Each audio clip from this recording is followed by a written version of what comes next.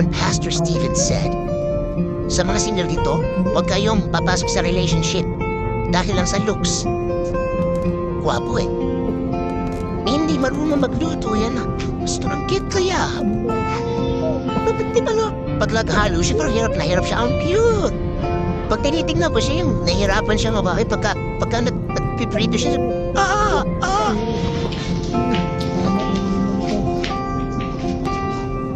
Ano pagdating ng araw, yung mga cute na yan? Pagkaawayin niyan.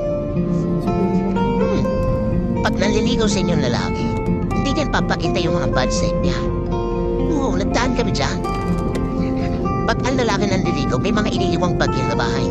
Hindi niya dinadala para ipakita sa'yo. Pag nanliligaw yan, grabe ka. Parang nagagalit ka pa, ang pahit-pahit mo. Pero hindi niya kasi tinala yung anger issues